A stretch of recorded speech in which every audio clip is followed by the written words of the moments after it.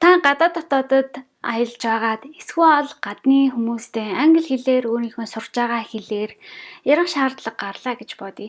Гэтэл та өөртөө жоохон итгэлгүй байвал энэ гурван өгүүлбэрийг ашиглаад чөлөөтэй ярилцаарай гэж би та бүхэнд зөвлөх байна. Тэгээд энэ гурван өгүүлбэрийг ашигласнаар бас нөгөө хүнтэй ч гэсэн та ойролцоход илүү амар дөхөн болох юм аа. Бичлэгээ дуустал нь үзээрэй.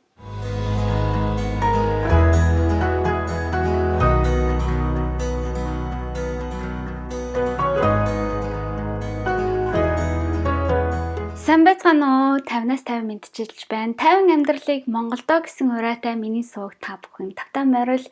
Миний хувьд одоо өөрийнхөө чөлөөт цагаар амжилтанд хүрэхийг хүсэж байгаа та бүхэн шиг хүмүүс зориулж өөрийнхөө бичлэгүүдийг ингээд оруулдаг байгаа. Хэрвээ та мэдхгүй байгаа бол намайг 50 гэдэг. Би ээж эхнэр. Тэгээд энэ сууг дээрээ 50-аас гэдэг энэ сууг дээрээ өөрийнхөө бүх бичлэгүүдийг монголоор хийгээд явдаг. 57 гэдэг сууг дээрээ бичлэгүүдээ англи хэлээр хийгээд явдаг байгаа. Тэгээ саяхан миний одоо нэгэн захиалагч та надад олонд өөрийгөө хэрхэн танилцуулах талаар бичлэг хийгээд өгөөч гэд би энэ бичлэгийг бол хийсэн байгаа. Гэхдээ миний энэ үзэгчид та бүхний бол ихэнхэнтэй англи хэл дөнгөж сурж байгаа. Тэгээ миний бичлэгийг монголоор англиар давтаж үзэж яриа сонсголоо давтдаг юм хүмүүс байгаа. Тэгээд хэрвээ та нар одоо бол зуны энэ сайхан цагаар жуулчид Монголд бол маш ихээр ирж байна. Эсвэл та өөрөө ч гэсэн гадаад дотоодын орнуудаар энэ тэнүүгээр явж байхдаа хин нэгэн гадаад хүнтэй өөрийнхөө сурж байгаа хэлээр магадгүй англи, испани өөр ямар ч хэл байж болно. Гэхдээ энэ хэлүүдээр одоо та чөлөөтэй ярихын тулд жоохон ихтгэлгүй байх юм бол энэ гурван өгүүлбэрийг одоо хэлээд явах юм бол та нөгөө хүнтэйгээ ойлголцоход илүү төхөн болж нөгөө хүн чинь ч гэсэн таныг ойлгож хандна гэж би амлаж байна. За тэгээд хамгийн нэгдүгээрт одоо юу гэж ямар өгүүлбэр юм бэ гэж та гайхаж магадгүй. Энэ нь бол та дахиад автахгүй юу гэд. Энэ нь бол одоо илүү одоо жишээлбэл англиар бол could you repeat that again please гэд. Та өөрийнхөө хэлсэн үгийг дахиад автаад өгөхгүй юу гэд. Ерөнхийдөө бол энэ хүмүүстэй уулзаад учрахдаа за би ингээд дөнгөж сурж байгаа юм аа. Энэ хэлийг би дөнгөж сурж байгаа юм аа. Тэгээ намайг ойлгоорой гэхэд бол ихэнх хүмүүс ойлгоо явдаг. Тэгээ яриан дундуур бол could you repeat that again гэд сонсон зүйлээ дахиад нэг хэлүүлэхийг одоо хүсэл тавих юм бол та сайхан нөгөө хүн чинь ч гэсэн цагаа авч тань танилцуулаад тэгээ явна гэсэн. Тэгэхээр ерөнхийдөө бол зарим тохиолдолд зарим одоо бид нар ч гэсэн тэгдэг та дахиад хэлэхгүй юу гэхээр зарим хүмүүс бол жоохон дууга чангалаад байдаг. Дууга чангалахтаа бол голны шиг хоёр дахь өгүүлбэр нь юу вэ гэхээр can you repeat that slowly буюу ерөнхийдөө бол slowly буюу та дахиад нэг жоохон удаанаар хэлж өгөхгүй юу гэд. Эхний удаа бол лавлж ингээд асуугаад хэрвээ та өөртөө бүр итгэлгүй байх юм бол шууд 2 дугаар өгүүлбэрийг хэлээ те. Та дахиад удаанаар тавтаад хэлэхгүй юу гэд.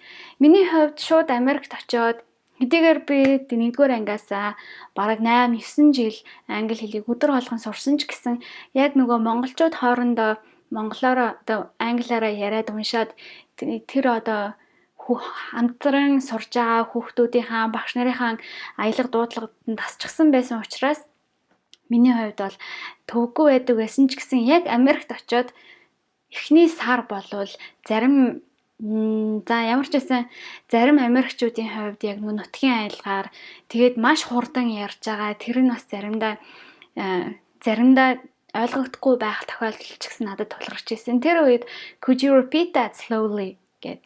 Тэгэхээр нөгөө хүн маань би арай хурдан ярьчих гээд тэгээ ойлгоод нөгөө өгүүлбэрээ ярьж байгаа ярианыхаа хувьд дахиад арай жоохон тавтаж хэлж өгч ирсэн. Тэгээд 3 дахь өгүүлбэр нь юу вэ гэхээр ерөнхийдөө та өөрийнхөө ойлгосноор нэг юм ярьж агаад та тийм юм гэж асууж байгаа мó гэд өөрийнхөө ойлгосноор асуулт тавиад энэ зөв үү гэд ойлголтоо баттгах хэрэгтэй. Магадгүй улаан өнгийн нэг зүйлийн тарлаар ярьлаа гэж та сонсголынхаа хувьд тэгж бодсон бол энэ улаан өнгийн зүйлийн тухай ярьж байна гэж би ойлголоо зөв үү гэд.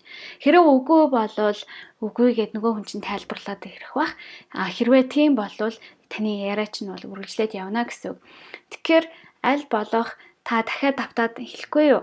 Та удаанаар давтаад хэлэхгүй юу гэдэг байдлаар яриад одоо жоохон тодруулж асуух маркаар ингэж явах юм бол нөгөө хүн чинь ч гэсэн ойлгоод тэгээд удаанаар гэд харилцаад хэлээд явах юм бол үгээ тод том руу магадгүй хэлж магадгүй. Бидний хувьд ч гэсэн ярианда одоо сайн байна уу гэж хэлэх юм бол сайн байцгаана уу гэд эн чинь ууг нь бол 3 юм тусдаад гэтэл бид нар ингээд сайн байцгаана уу гэд ингээд маш хурдан хэлээд явцдаг. Энэ бол хинч ямар ч хэлний одоо үед бол тохиолдолд нь тэгээ ярианы хэл, бичгийн хэл гэд маш өөр байдаг. Жишээлбэл за юу ацгаанда гэдгийг ч юм уу те. Гэтэл энийг одоо энэ яг сонсголоороо ингээд бичих юм бол энэ ямар ч утгын одоо маш л алдаатай бичиг. Тэгэхээр ер нь бол сонсоход бол та бүхэн санаа зовлтгүй нөгөө хүнээсээ асуугаад та дахиад давтаад хэлэхгүй юу? Дахиад удаанаар давтахгүй юу гэдгийг одоо хэлэх хэрэгтэй. Тэгээд би энэ хэлийг дөнгөж сурч байгаамаа гэд. Тэгээд магадгүй би charisma on command гэдэг одоо тэр англи хэлний сувгийг бас сонсдог. Тэн дээр нэг хүн юу гэж хэлж ирсэн бэ гэхээр би гадаад хүнтэй испани хэл сурч ирсэн. Яг тэр хөтлөгч залуугийн хувьд би испани хэл сурч агаад Испанд байж байхдаа яг өөртөө итгэлгүй байх үедээ яадаг байсан бэ гэхээр та англиар ярьдгүү гэж эхэлж асуучаад нөгөө хүн англиар ярьдаггүй ярьдаг гэдэг юм уу нэг хариулт өгөхдөө энэ хүн гадаад хүн юм байна. Би ингээ хурдан испаниар ярих юм бол ойлгохгүй юм байна гэсэн тэр ойлголтыг бол ажилтны авчдаг байсан гэж байгаа. Тэгэхээр нөгөө тиймэрхүү байдлаар та англиар ярьдгөө би одоо юу ч тийм та испани та монголоор ярьдгөө гэж асуугаад ч юм уу. Тэгэж одоо энэ хэлийг энэ та чөлөөтэй ярьж хараахан сураагүй байгаа гэдгийг бас яг ойлгуулж бас болох юм аа.